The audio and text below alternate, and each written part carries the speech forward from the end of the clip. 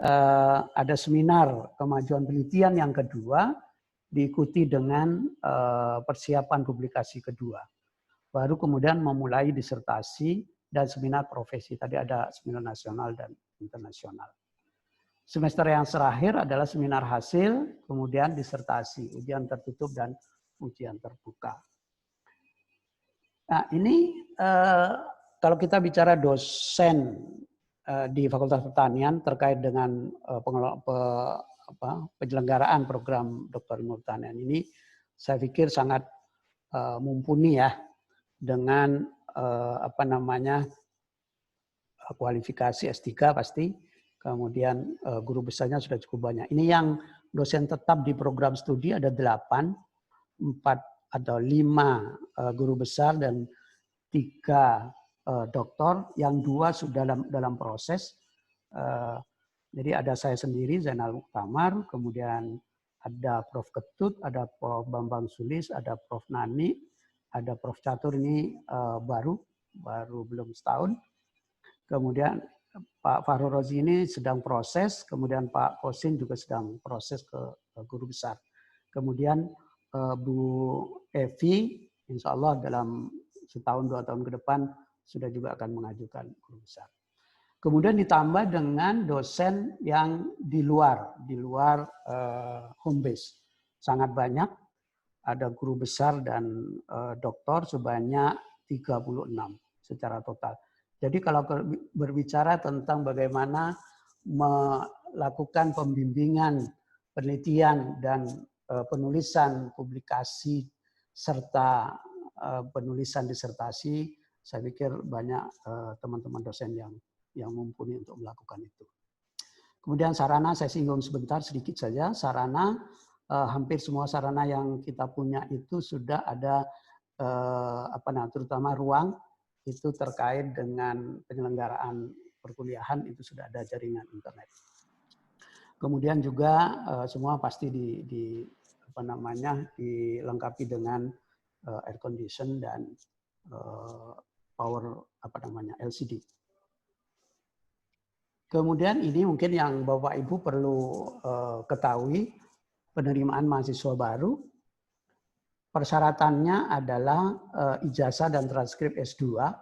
Memenuhi persyaratan akademik ini maksudnya adalah ada persyaratan IPK bagi yang agrokompleks dan non agrokompleks. Jadi yang non agrokompleks biasanya perlu melakukan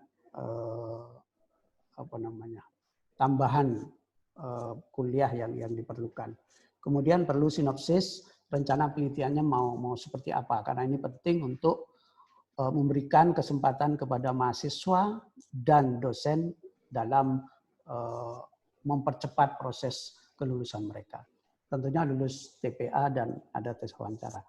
Nah, penerimaan mahasiswa tahun ini itu pendaftarannya sebetulnya sudah mulai sampai 31 Juli. Kemudian penetapan kelulusannya tanggal 2 Agustus, kemudian ada registrasi 2 sampai 10 Agustus. Kuliah perdana diharapkan pada tanggal 18 Agustus yang akan datang.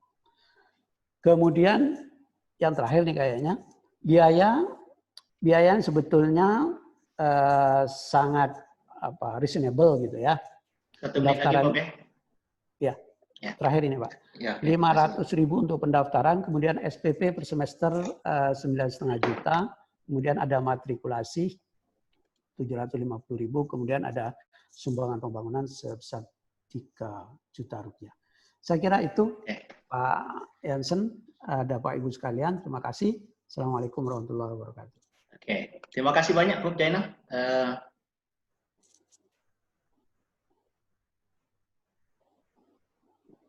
Terima kasih banyak Prof. Jainal. Sama-sama Pak. Oke. Kemudian kita lanjutkan dulu langsung ke S2 PSDAL ke Pak Agus atau Pak Bing. Kami persilakan untuk menyampaikan presentasinya. Di stop Pak Jainal mohon di stop share screen-nya. Oke. Ya, terima kasih. Siap. Terima kasih. Pak Agus, silakan Pak Agus.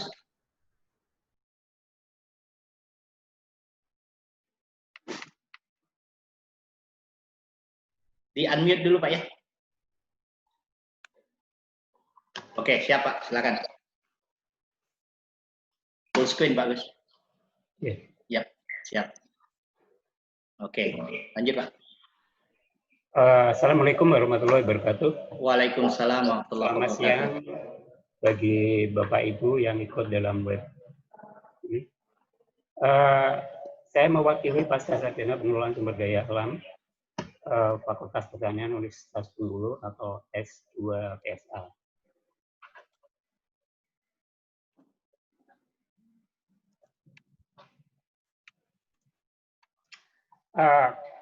Kalau kita melihat ke depan, maka tantangan yang paling besar adalah bagaimana kita mengelola sumber daya alam, khususnya di Sumatera. Ini kita bergerak pada pengelolaan kawasan hutan tropik dan pesisir. Saya pikir di masa-masa mendatang, masalah yang terkait dengan lingkungan dan pengelolaan sumber daya alam merupakan masalah yang sehari-hari yang kita hadapi. Oleh karena itu, kami di Universitas Bengkulu, khususnya di Fakultas Pertanian, mencoba mendirikan program studi S2 yang konsentrasinya di pengelolaan sumber daya alam dan lingkungan. Pertama kali berdiri tahun 2007.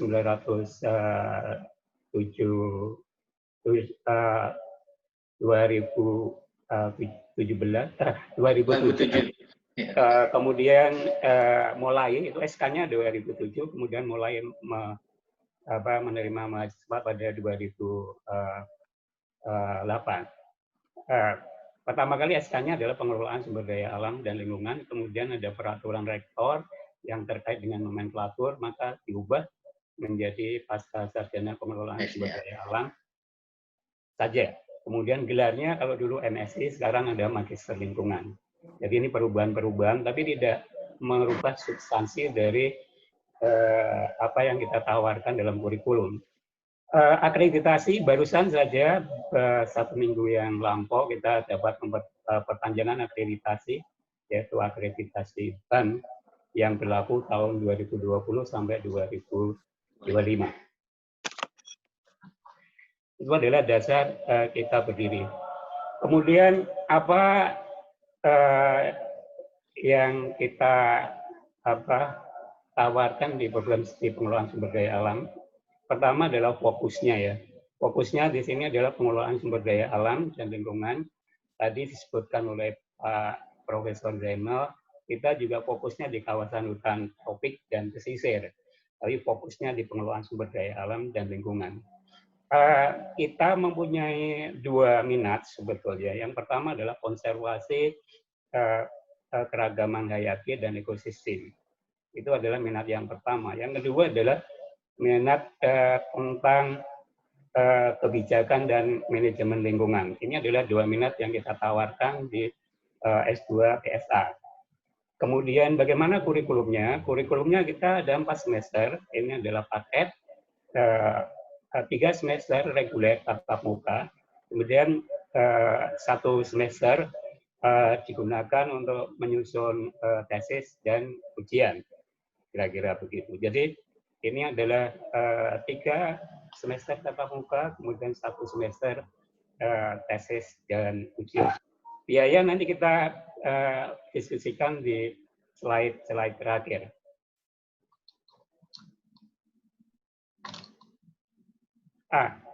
Siapa yang dapat mendaftar?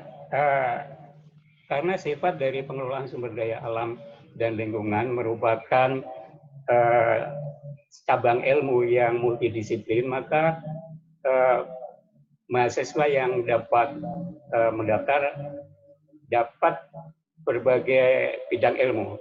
Jadi yang mayoritas biasanya adalah peternakan, kehutanan, peternakan, perikanan, TIP, dan kedokteran hewan. Kemudian ada klaster yang lain, itu MIPA, ada kimia, ada biologi. Kemudian di klaster selanjutnya itu ada mahasiswa yang S1-nya berlatar belakang pada bidang meteorologi dan geofisika. Ini biasanya teman-teman yang dari BMKG, kemudian juga kesehatan masyarakat. Kemudian juga ada yang latar belakang dari Visipol. Kemudian teknik. Teknik ada beberapa teknik yang ikut, yaitu teknik sipil ada, teknik mesin ada, kemudian ada teknik pertambangan. Ini yang pernah belajar atau menempuh S2 di Pasca Sarjana Pengelolaan Sumber Daya Alam. Kemudian ada yang latar belakang bahasa. Tentu saja ada satu lagi yang sebetulnya yang menarik, itu adalah berlatar belakang Sekolah Tinggi Teknik Lautan. Ini sebetulnya satu orang, ini dulu adalah dari TNI AL. Kebetulan beliau adalah Komandan Pangkalan Angkatan Laut di Bengkulu. Jadi itu adalah mahasiswa yang bisa mendaftar di tempat kami. Kemudian siapa yang mengajar? Ini karena sifat dari ilmu ini adalah multidisiplin, artinya berbagai bidang ilmu, maka yang mengajar adalah banyak berbagai dari bidang ilmu. Yang sumber utama adalah dari UNIP, ini ada Fakultas Pertanian tentu saja, ada dari FISIP, ada dari FKIP, kemudian ada dari Fakultas Hukum. Jadi kalau kita lihat yang terlibat dalam pengajaran, proses belajar yang mengajar di program studi pengelolaan sumber daya alam itu ada sekitar 48 dosen. Sebagian besar itu adalah S3, beberapa yang mempunyai gelar akademik profesor. Dari luar ada, yaitu dari Dr. Ewan Rohidi Mesa.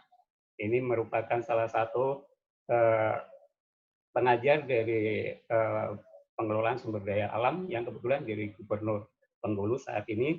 Beliau mengajar sejak pada saat kita berdiri sampai sekarang. Kenapa beliau mempunyai latar belakang yang pengelolaan sumber daya alam ya dan lingkungan. Kemudian ada satu kegiatan yang tiap semester kita berusaha untuk mendatangkan dosen tamu. Biasanya dosen tamu ini adalah dosen-dosen yang mempunyai nama ya di tingkat nasional, sehingga kita mahasiswa mempunyai wawasan yang lebih luas tentang pengelolaan sumber daya alam dan lingkungan. Beberapa dosen yang pernah kita undang di sini adalah salah satunya adalah Direktur Eksekutif PLN, kemudian dari Geomatika, kemudian dari Kehutanan, dan seterusnya.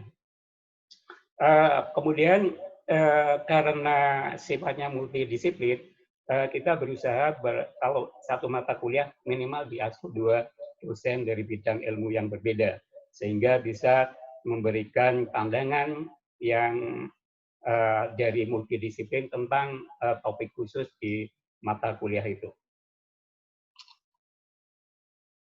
Apa yang diharapkan dari S2 pengelolaan sumber daya alam? Pertama adalah kompetensi umum. Jadi kompetensi umum ini adalah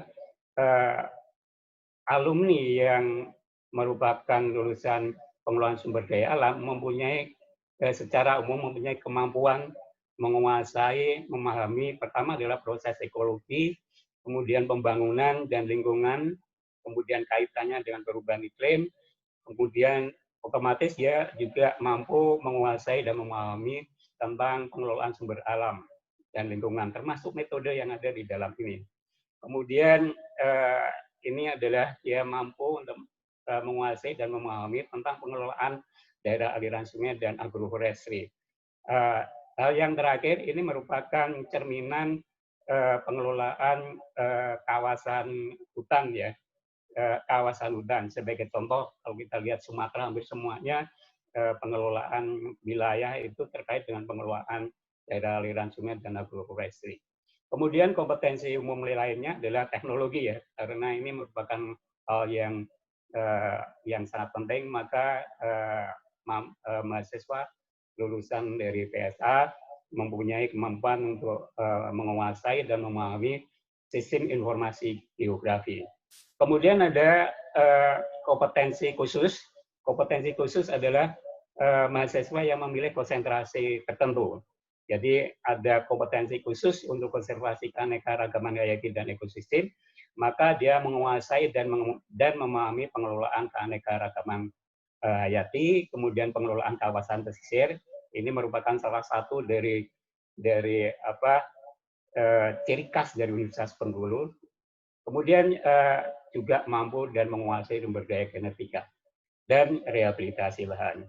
Untuk mahasiswa yang mengambil tentang konsentrasi kebijakan dan manajemen lingkungan, maka dia harus menguasai dan memahami pencemaran lingkungan, kebijakan dan hukum lingkungan, kemudian audit dan sistem pengelolaan lingkungan. Ini merupakan ciri, ya, salah satu ciri dari manajemen lingkungan. Kemudian juga dia memahami tentang agroindustri, ini processing dan lingkungan, khususnya untuk kita agroindustri ini difokuskan pada bagaimana mengolah ya karet dan kelapa sawit dan bagaimana dampaknya terhadap lingkungan. Untuk kebijakan dan manajemen lingkungan, maka juga mereka harus menguasai bagaimana jasa lingkungan itu. Kemudian ini adalah kira-kira pendaftaran dari ada beberapa biaya selama kuliah, ada biaya per semester, ada biaya yang 1 kali saja yang dikeluarkan. Saya pikir detailnya nanti bisa bapak-bapak, ibu-ibu semuanya bisa mendapatkan. Kemudian di sini adalah distribusi dari mata kuliah per semester. Ada 1 semester ini paket adalah 11 kredit. Poin itu ada 5 mata kuliah wajib. Itu ada penyajian, ekologi, pengelolaan sumber daya, metodologi, kemudian etika lingkungan. Kemudian semester 2 ini ada mulai mahasiswa memilih konsentrasi ilmu. Jadi yang wajib itu adalah 4, pembangunan dan perubahan iklim, penyemaran, kemudian dinamika sosial dan kearifan lokal, kemudian ekonomi sumber daya, kemudian mata kuliah wajib konsentrasi. Ini ada 2 wajib konsentrasi. Yang pertama adalah untuk kebijakan dan manajemen lingkungan, ada mata kuliah kebijakan dan hukum lingkungan, kemudian sistem manajemen dan audit lingkungan. Bagi yang konservasi, memilih konservasi, maka ada konservasi dan pengelolaan keanekaragaman hayati. Yang kedua adalah pengelolaan ekosistem pesisir. Kemudian semester ketiga ini ada seminar. Lagi, Pak, ya, seminar. Kemudian yang lain itu adalah pilihan. Kemudian semester 4 seperti yang saya katakan tadi itu adalah untuk menulis dan ujian dari tesis. Saya pikir itu Pak Jansen yang bisa kita berikan. Terima kasih. Ya, terima kasih banyak Pak Agus. Nanti Bapak Ibu kita akan lanjutkan dulu dari program S2 Agroekoteknologi dan Agribisnis. Baru setelah itu kita akan buka sesi tanya jawab. Kami persilakan S2 Pak Agus, tolong di stop share screen yang Pak Agus ya. Oke. Oke.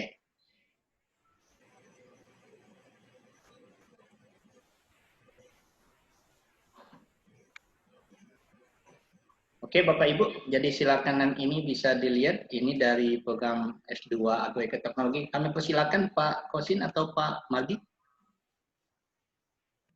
Oke. Pak Kosin, Pak. Pak Kosin, Pak, ya, silakan. Ya, silakan Pak Kosin. Terima kasih, Pak. Assalamualaikum warahmatullahi wabarakatuh. Waalaikumsalam warahmatullahi wabarakatuh. 10 menit, Pak, ya? Ya, terima kasih. Yap. Silakan.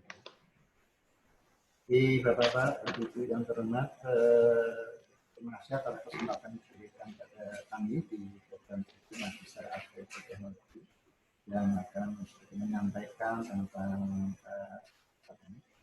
sekelas tentang program studi kami di sini. Ini perlu layar lebar ya? Ya. Jadi program studi Magister Agroteknologi ini sudah kami mulai sejak tahun 2013, jadi kami sejak tahun 2007 dan alhamdulillah pada tahun 2017 kita sudah mendapat aplikasi dari BNPB dengan status B. Kemudian gelar ini ada tambahan pada belakang ini namanya adalah Magister Pertanian MT. Ini kira-kira yang saya sampaikan lebih awal.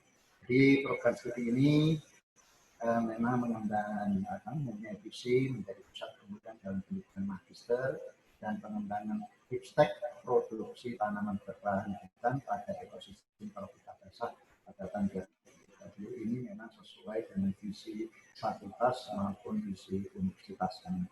Dan misi yang kami undang ini ada 4, ini meningkatkan pendidikan pembelajaran berbasis riset, perkembangan hipstek terkini dan produksi tanaman berkelanjutan. Kemudian menumbuhkan keunggulan dalam pengembangan hipstek produksi tanaman berkelanjutan pada ekosistem tropika basah. Kemudian mendiseminasikan hipstek dan karya ilmiah dengan cakupan lokal, nasional maupun internasional. Pak Kosin, bisa speakernya diturunkan dikit. Kecuali ya dia dekat juga. Coba lanjut ya. Ya lebih dekat. Oke, siap. Lanjut, silakan Pak. Kemudian terakhir ini Ya. menjadi kerjasama yang produktif dalam bentuk kemitraan yang harmonis dengan seluruh pemangku kepentingan. Ini misi yang kami undang dalam ini. Selanjutnya, ini tujuan dari program studi ini adalah menghasilkan lulusan memiliki kompetensi tinggi dalam pemberdayaan dan optimasi sumber daya pertanian pada ekosistem tropika basah, kemudian menghasilkan berbagai paket teknologi dan model produksi tanaman berkelanjutan pada ekosistem tropika basah, kemudian juga berperan aktif dalam penyelesaian permasalahan produksi tanaman, membina kepercayaan dan komitmen perendahan menghasilkan kemanfaatan. Ini memang selalu terkait dengan misi kami untuk sampai ke sana. Dan inilah profil, atau kalau tadi Pak Agus menyebut kompetensi tadi itu, kita mengembangkan ada 3 profil atau kompetensi, yaitu pendidik, peneliti, maupun pakar perencanaan yang masing-masing bisa kita deskripsikan demikian. Jadi pendidik ini kalau menjadi lecturer, ini seorang yang memiliki kemampuan mentransfer kepada pembelajar menjadi insan kompeten dalam bidang produksi tanaman berkelanjutan. Kemudian bisa juga sebagai peneliti yang memiliki kemampuan mengenali, analisis, mensintesis permasalahan sumber daya, pertanian menghasilkan produksi tanaman berkelanjutan.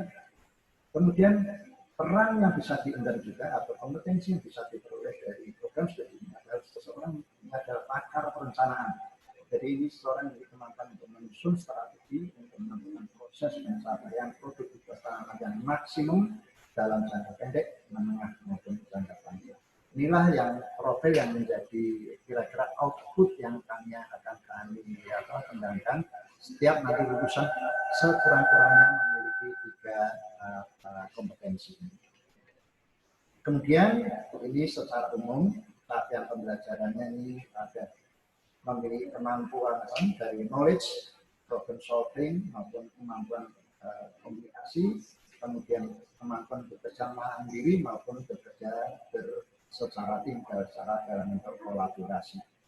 Selanjutnya, ini juga kemampuan memiliki kemampuan teknis, technical skill, kemampuan analitis, dan kemampuan melek informasi, literasinya. Selanjutnya, secara khusus, ini tadi kali ini masalah umum spek dari pendidikan magister agronomi seperti tadi. Nah, yang ini adalah khusus yang untuk kami di sini adalah mampu dan memanfaatkan secara relevan dengan tindakan adaptasi tanaman pada ekosistem tropika basah ini untuk mencapai produktivitas maksimum dan berkelanjutan. Kemudian mampu mengendalikan mengelola sumber daya lahan tropika basah guna mendukung pencapaian tanaman yang maksimum dan berkelanjutan. Kemudian mampu merancang sistem perencanaan, pengembangan dan pengelolaan wilayah untuk pengembangan pertanian guna menghasilkan produksi maksimum dan berkelanjutan. Jadi kalau kita di sini terkait dengan peningkatan produktivitas tanaman. Selanjutnya ini ada kalau bidang ilmiahnya ada 4 aspek utama, yaitu ini kalau lihat cabang yang ada di sini adalah cakupan kami adalah pengelolaan bahan tanam, media tanam, teknologi produksi berkelanjutan, kemudian ada penayaan dan ilmu pendukung yang akan diramu menjadi satu untuk mencapai tadi kompetensi tadi. Kemudian ini mata kuliah pendukungnya, ini ada statistik, bahasa Inggris, metodika, dan scientific writing. Ini memang kita beri kesempatan juga untuk berlatih dengan baik bagaimana memberikan yang nantinya memang bagian yang tidak terpisahkan karena wajib nanti dikasih.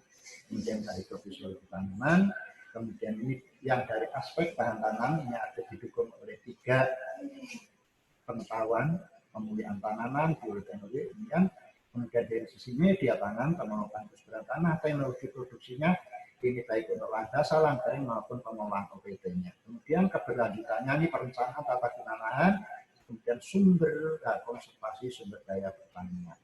Ini cakupannya, kemudian nanti masih ada nih mata kuliah pilihan, ada studi komparatif pengembangan pertanian, ini diharapkan melihat wawasan lebih banyak lagi di luar di sekitar kita ini. Kemudian sistem pertanian kota, manajemen proyek, dan filosofi pasca panen. Ini adalah mata kuliah yang untuk gunakan untuk mendukung tadi.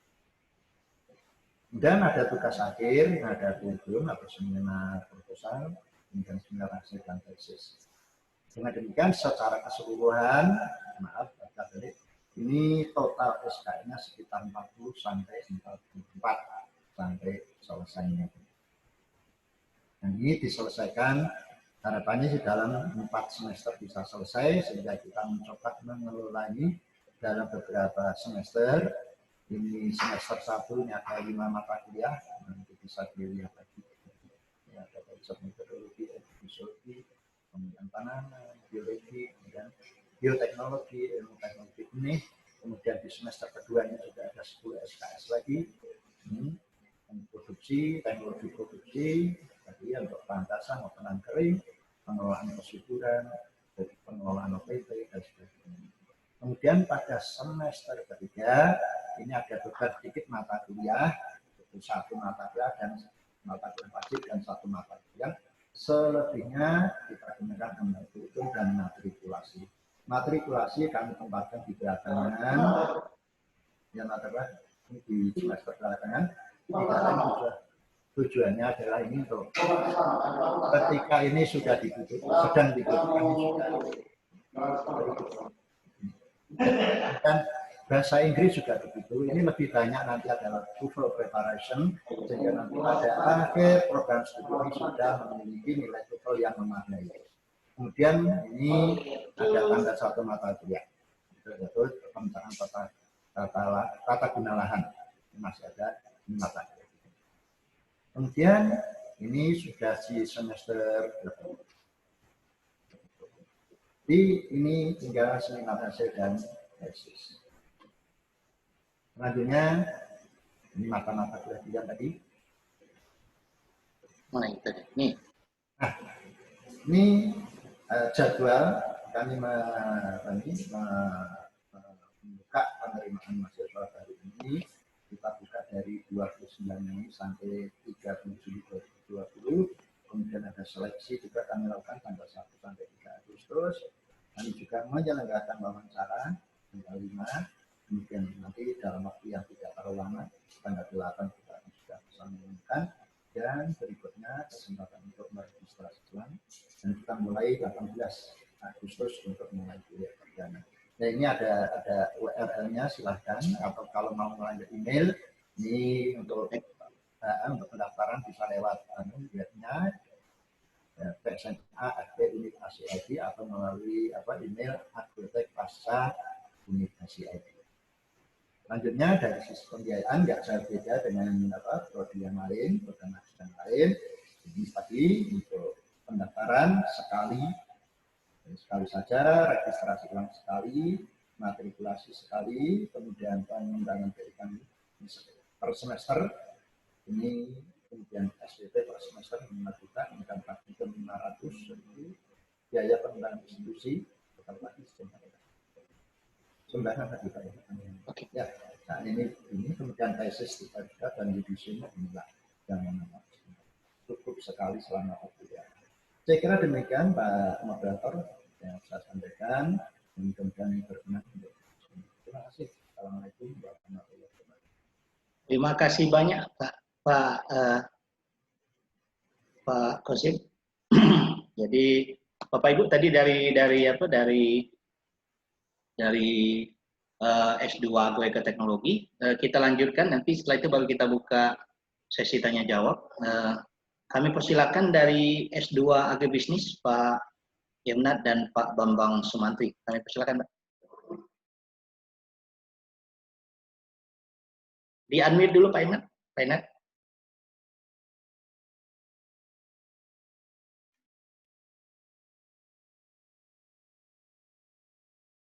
Share screen-nya bisa Pak ya?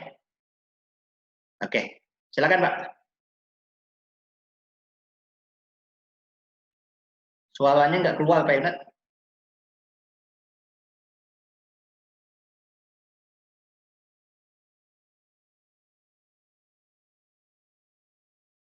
Itu masih masih mute Pak Yemnat itu.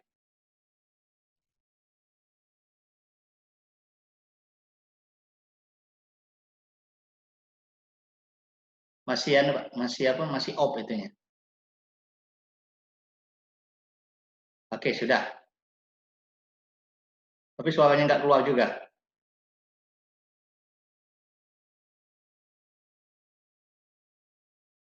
Pak Yemnat pakai laptop atau pakai komputer kan, Pak?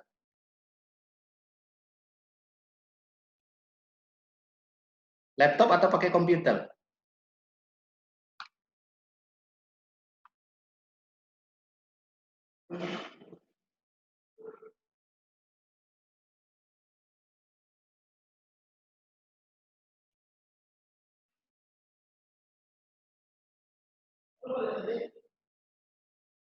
Oke, geserkan. Di unmute dulu, Pak. Oke. Sip.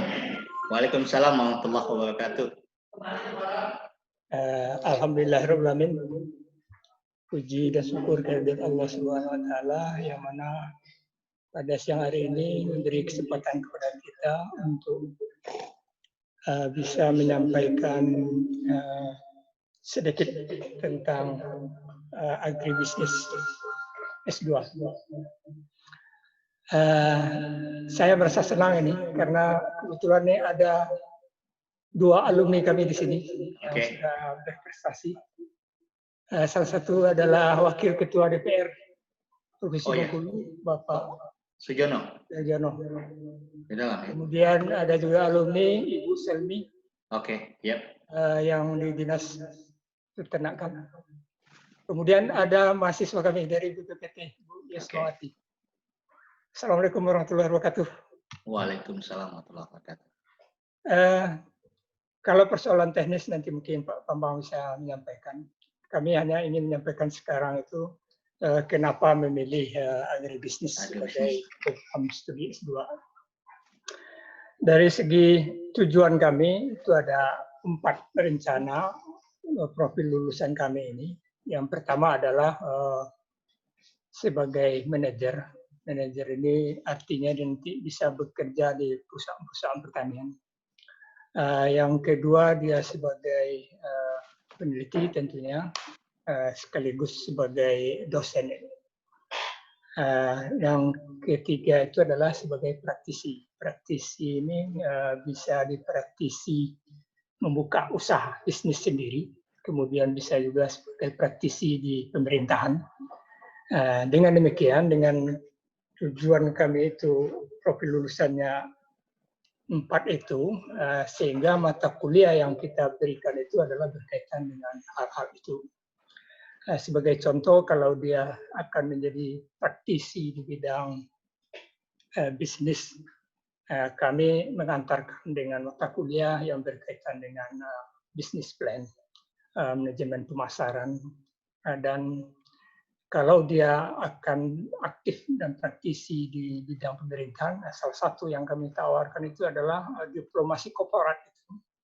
Di sini kita akan mengajarkan mahasiswa kita bagaimana dia bisa berdiplomasi, karena memang diplomasi ya mungkin nanti bisa ditanyakan kepada praktisi kami. Kami di samping belajar juga belajar nih dari mahasiswa kami, terutama yang dari pemerintahan ini dan anggota DPR itu. Ada Pak Sujono di sini mungkin bisa kita diskusi. Ini yang kami persiapkan. Kemudian kalau dia bekerja di praktisi pemerintahan, di pemerintah umpamanya, tentu dia harus tahu bagaimana merencanakan. Dan semua mata kuliah kami itu menuju kepada hal itu. Kalau kita lihat hasil yang kita dapat selama ini, kita sudah menamatkan lebih kurang 107 mahasiswa ini. Dan itu tersebar ke bidang-bidang itu. Beberapa yang baru mahasiswa fresh graduate ini yang langsung masuk, kemudian dia bekerja sebagai dosen. Sudah berapa yang sudah bekerja di dosen-dosen baik di negeri maupun di swasta. Kemudian kalau yang di praktisi kita sudah bisa lihat itu banyak yang juga beberapa orang yang menjadi pengusaha walaupun dalam katakanlah masih dalam pemula-pemula, tetapi sudah cukup memberikan keyakinan kepada kita bahwa apa yang kita ajarkan itu bisa dipraktekkan di lapangan. Kami berharap bagi alumni kita sebetulnya, kita akan mengambil semua jurusan pertanian itu, seluruh jurusan pertanian. Kalau selama ini masih sudah mengerti barangkali tentang budidaya, tentang teknis-teknis perikanan, peternakan segala macam itu. Di S2 Agribisnis kita mencoba melengkapi mereka dengan manajemen agribisnis, sehingga apa yang kita filosofi di agribisnis ini, kita memulainya dari hilir. Di hilir itu adalah pasar. Jadi untuk memulai usaha harus mulai dari hilir. Jadi bagi mahasiswa-mahasiswa fresh graduate kita yang tadinya lebih banyak persoalan teknis bagaimana memproduksi, di agribisnis kita ajarkan mereka tentang bagaimana memulai usaha dan mulainya dari hilir, bukan dari hulu. Itu ada di diskusi-diskusi dan apa yang kita berikan. Jadi itu dari saya yang berkaitan dengan kenapa memilih agribisnis untuk sekolah S2, kira-kira demikian. Dan kita punya saksi hidup di sini. Kebetulan ada 3 orang di sini yang di agribisnis ini. S2 agribisnis. Dan untuk selanjutnya mungkin Pak Bambang bisa menyampaikan hal-hal yang teknis berkaitan dengan agribisnis. Yang jelas agribisnis adalah sudah berdiri sejak tahun 2012. 2017 sudah agregasi B. Dengan demikian sebetulnya secara teknis sudah oke sebetulnya. Apakah itu jumlah mahasiswa, apakah itu sarana prasarana, dosen segala macam, itu sudah oke. Jadi jangan sia-siakan untuk tidak masuk di S2 agribisnis. Terima kasih, silakan Pak Bambang. Terima kasih Pak. Pak Bambang silakan Pak Bambang. Masih di unmute tuh Pak.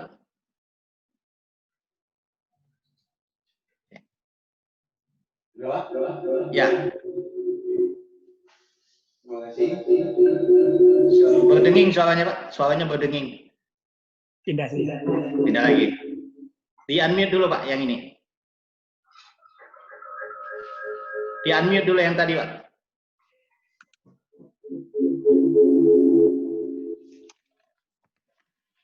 Oke.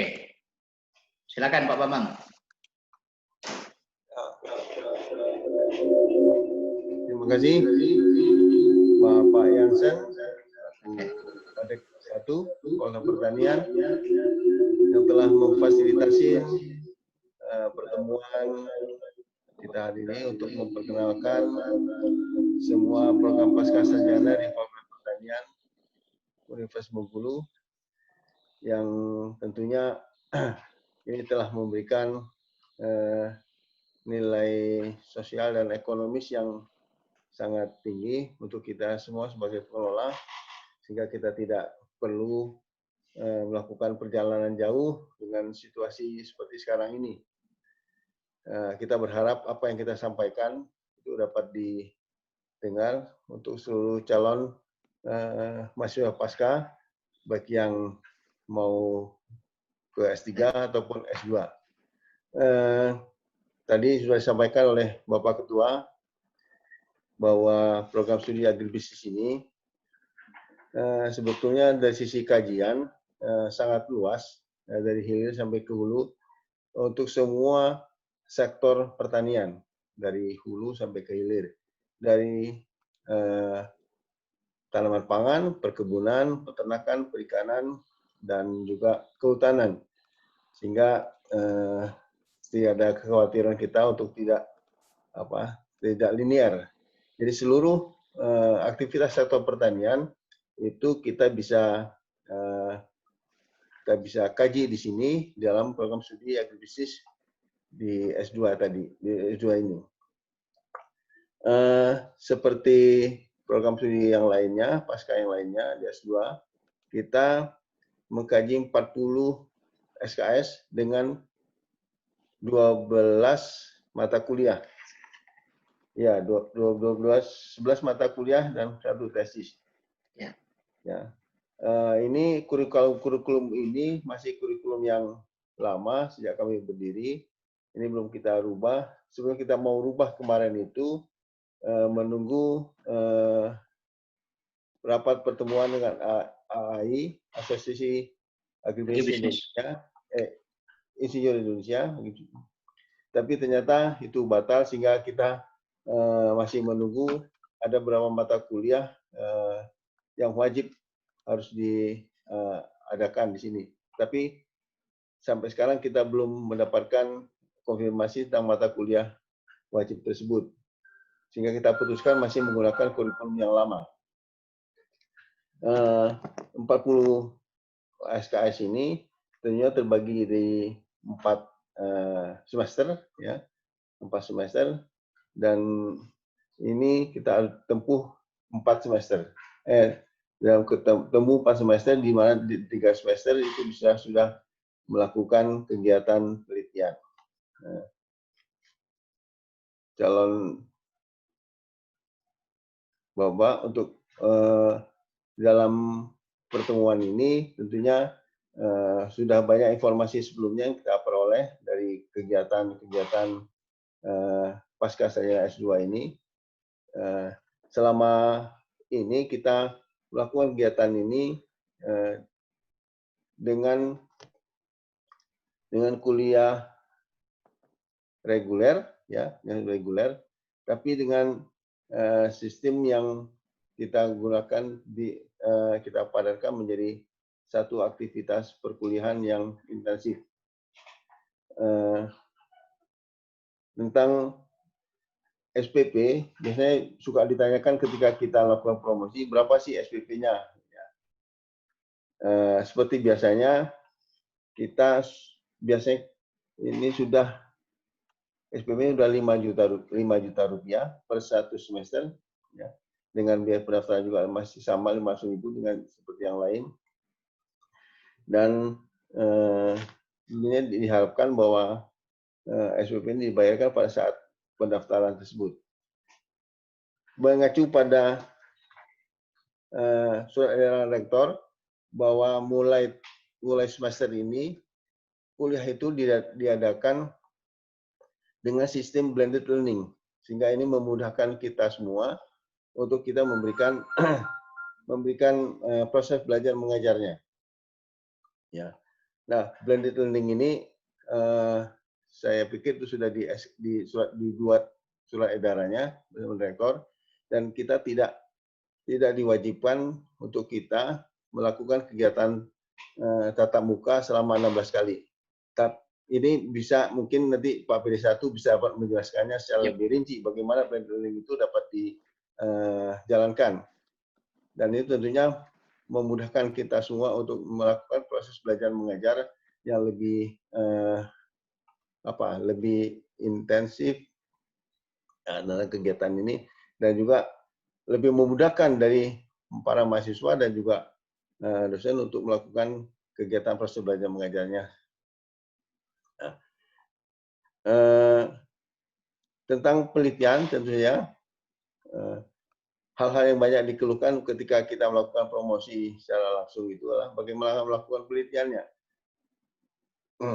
Nah, seperti diutarakan tadi bahwa program studi agribisnis ini mencakup tentang topik-topik penelitian yang begitu luas dari hulu sampai ke hilir yang berkaitan dengan 5 subsektor pertanian tadi, dari tanaman pangan, perkebunan, peternakan, perikanan sampai kehutanan, dari hulu sampai ke hilir. Jadi tidak hal yang menyulitkan bagi kita untuk dapat mencari judul atau telah tentang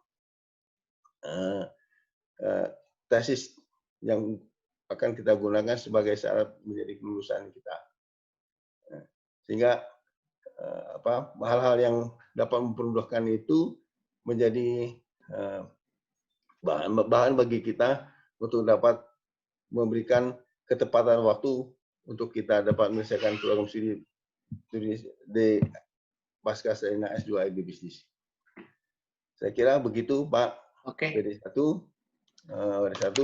hal-hal yang belum jelas dapat kita jelaskan dalam diskusi. Terima kasih. Wassalamualaikum warahmatullahi wabarakatuh.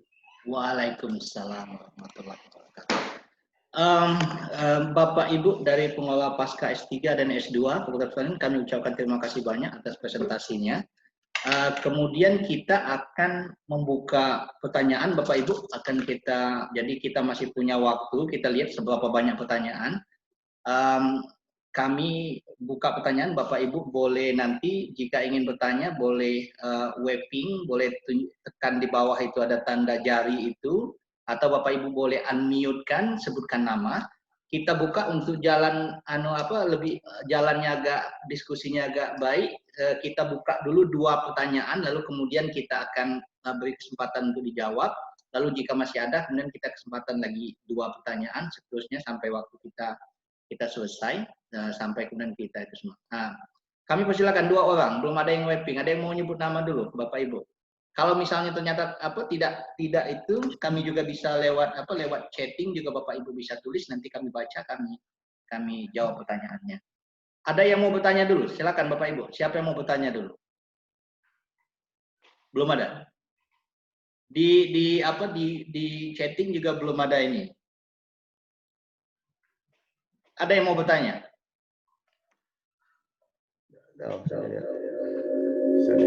Siapa?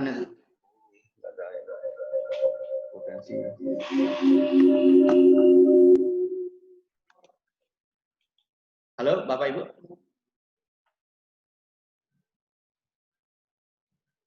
Ini gimana ini? Tadi bisa diikuti nggak Bapak Ibu semua ya? Ada yang mau bertanya? Ini calon peserta dulu, calon mahasiswa. Kayaknya ada yang banyak. Mungkin ada yang masalah mungkin kekhawatiran atau segala macam mau ikut ini S2 atau S3 ini. Ada yang bertanya? Belum ada ini. Nggak ada yang mau bertanya ini. Kalau nggak ada yang bertanya ini ini gimana? Ada? Ibu Emi mau bertanya? Emi Yuliantini. Nggak ada pertanyaan? Oke, nggak ada. Ibu Yeni, nggak ada juga? Pak Elvan ada pertanyaan, Pak Elvan?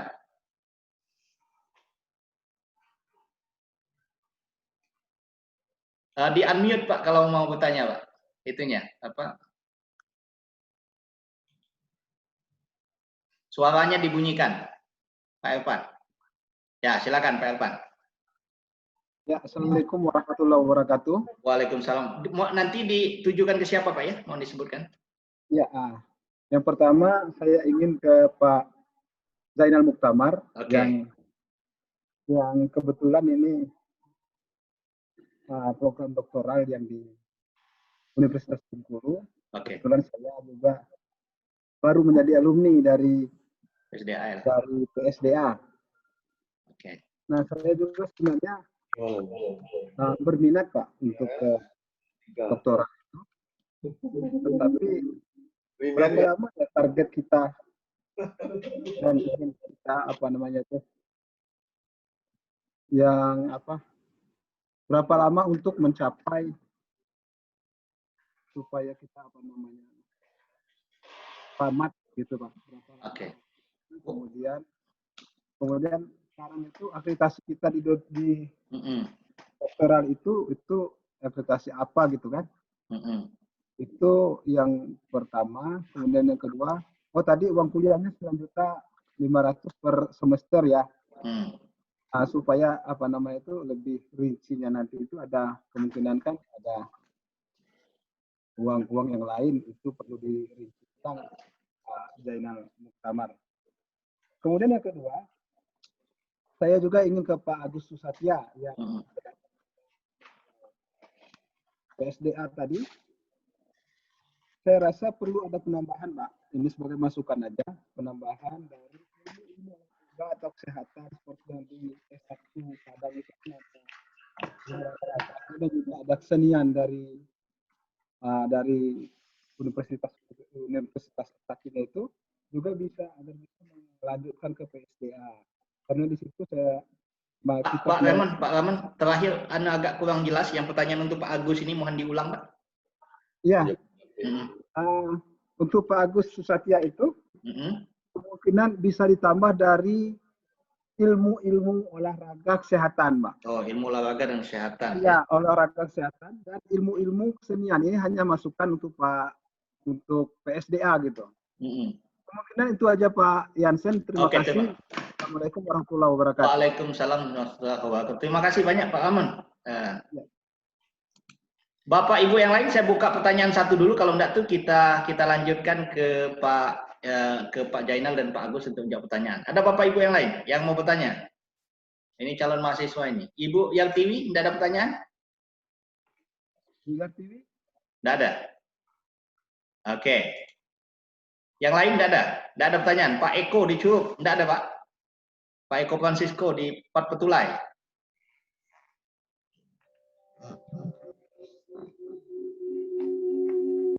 Belum ada ya? Oke. Kalau belum ada, kami minta Pak Zainal untuk menjawab. Pertama, mungkin terkait itu tadi, Pak, terkait apa waktu yang dibutuhkan kira-kira. Ini fresh graduate dari PSDA ini, Pak. Lalu kemudian terkait dengan akreditasi, lalu kemudian mungkin yang uang kuliah tadi mungkin sudah dijelaskan oleh Pak Zainal. Kami persilakan Pak Zainal. Nanti kita ke Pak Agus setelah itu. Silakan, Pak. Terima kasih, Pak Rahman Irfan. Ya. Selamat dulu, ini baru lulus kalau nggak salah.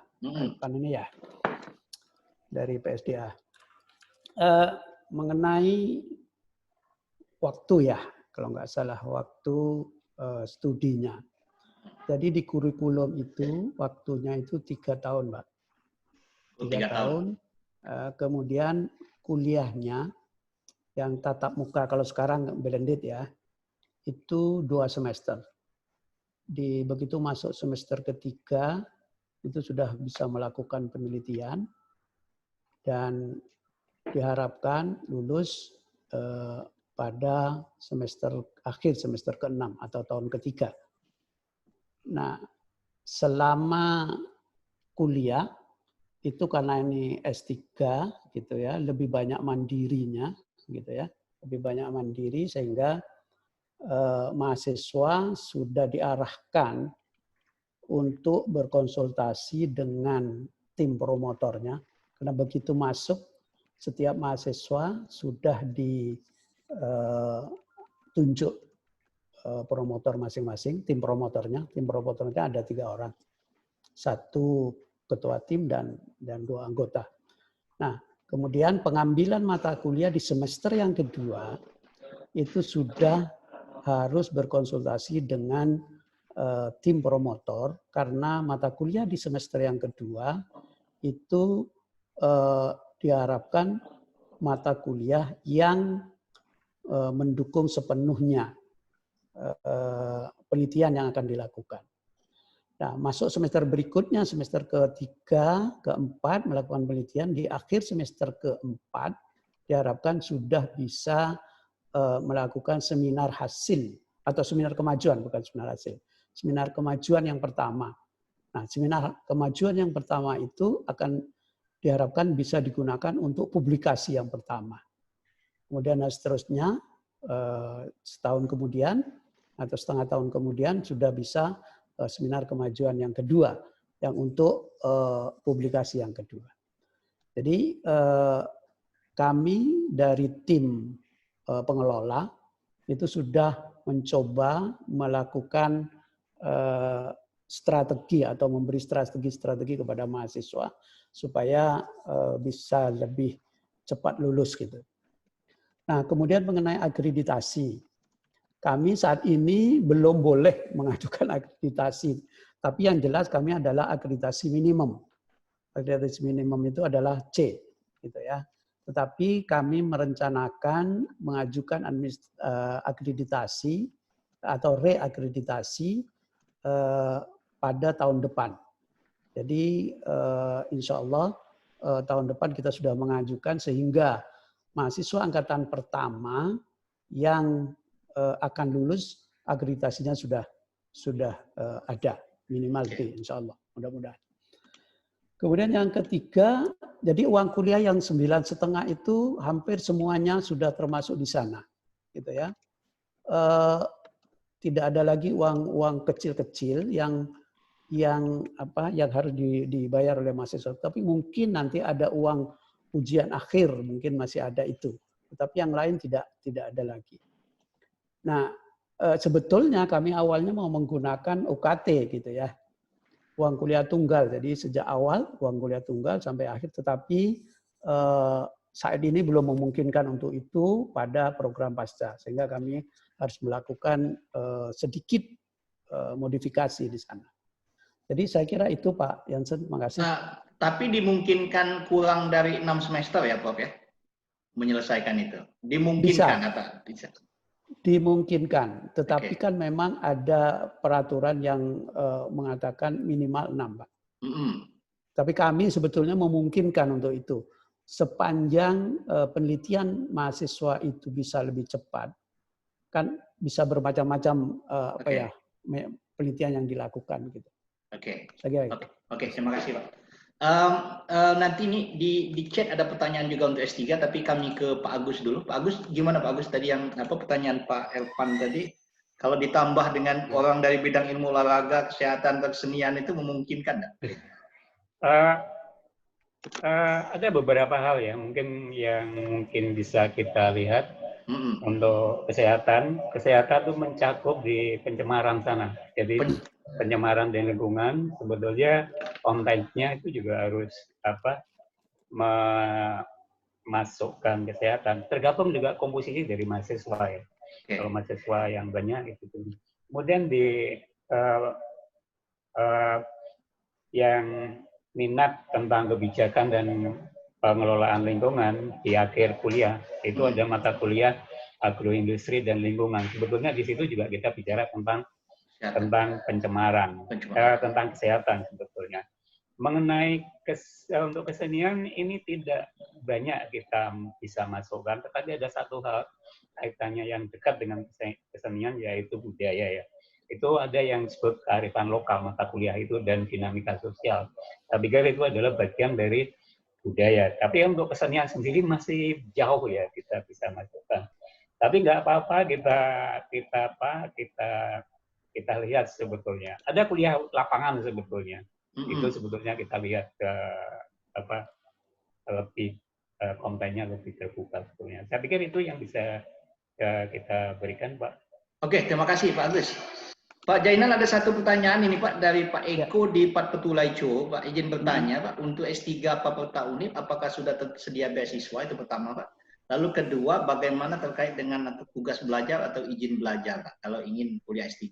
Beliau tinggalnya di Cuo Pak. Bisa dijelaskan sedikit Pak? Silakan Pak Jainal. Terima kasih Pak. Untuk beasiswa S3 Fakultas Pertanian belum bisa Pak. Karena belum terakreditasi, B minimal gitu ya, sehingga belum bisa ada itu. Kemudian mengenai tugas belajar dan izin belajar, ini saya pikir banyak teman-teman yang sekarang S3 yang sekarang atau mahasiswa S3 yang sekarang ini semua izin belajar itu. Izin karena jaraknya juga dekat, artinya di dalam jarak yang masih memungkinkan ya Pak ya. Ya, kalau Curup itu sebelum masuk Curup itu sebetulnya sudah masuk kategori itu, Pak. Ya, ya betul.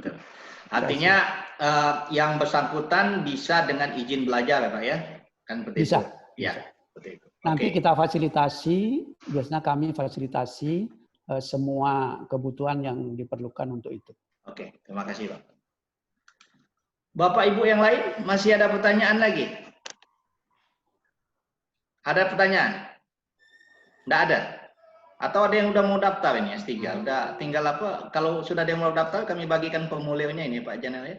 Gitu ya? Ya. Tidak ada. Ibu Wisma Linda ada pertanyaan Bu? Cukup Bu? Tidak ada. Oke. Halo Pak, saya mahasiswa Pak. Mahasiswa. Oke. Udah ya? Udah saya ya? mahasiswa. Udah bergabung ya? Oke. Iya, Siap. alhamdulillah. Siap. Boleh itu lagi. Oke. Yang lain? Tidak ada lagi? Bapak Ibu yang lain? Saya ingat.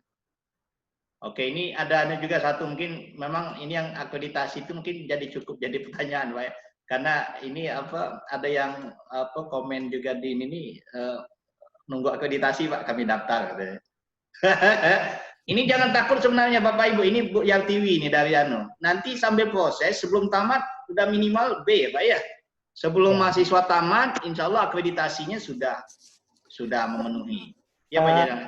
Ya, kami sekarang sedang mempersiapkan itu Pak.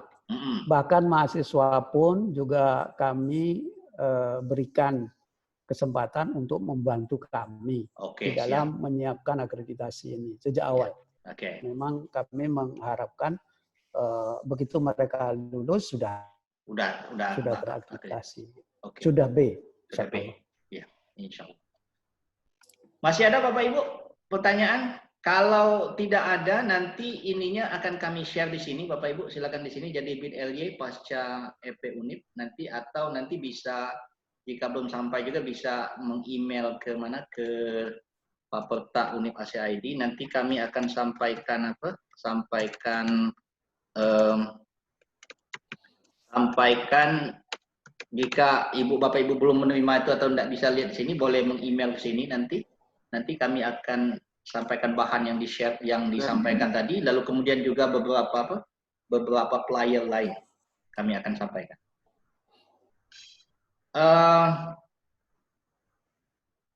Ya. Tidak ada pertanyaan lagi Bapak Ibu? Oke. Ini ada satu lagi nih Pak. Pak Jainal, masih juga S3 ini Pak Jainal. Ya. Terkait izin belajar dan tugas belajar ini, sebenarnya ini kan ada pertanyaan terkait jarak. Sedangkan misalnya jarak izin belajar itu katanya 80 km. Sedangkan Unip Curug itu 85 km. Saya pikir tidak ada masalah Bapak Ibu, karena sebenarnya di aturan izin belajar itu bukan jarak sebenarnya. Jarak itu tidak pernah disebutkan secara literal atau secara itu di surat edaran segala macam itu. Yang jelasnya itu izin belajar itu adalah bahwa yang bersangkutan itu tidak meninggalkan tugasnya, dan rasionalisasi itu bisa di. Saya pikir kalau cukup sebenarnya tidak ada masalah. Ya Pak Jainal ya, ya Pak ya, seperti itu Pak ya. Ya, makanya saya sampaikan tadi sebelum masuk Curup itu sudah masuk dalam kategori. Iya, ya. Seperti itu. Ini ada pertanyaan dari Curup dari Pak. Oke. Demikian Bapak Ibu, jika tidak ada pertanyaan lagi, sesi ini akan kami tutup. Terima kasih banyak atas partisipasinya.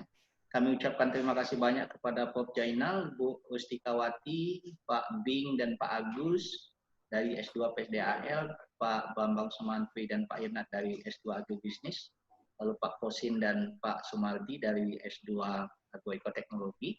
Jadi Bapak Ibu sekalian, terima kasih. Kami tetap membuka jika ada pertanyaan, Bapak Ibu boleh mengirimkan ke email Pak Perta tadi. Lalu nanti akan di link yang tadi itu, di link yang ini Bapak Ibu nanti akan kami bagikan poster masing-masing program. Di situ ada nomor kontaknya.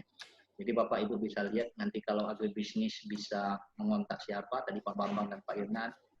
Di PSDAL juga, kemudian di Agroekotek juga seperti itu.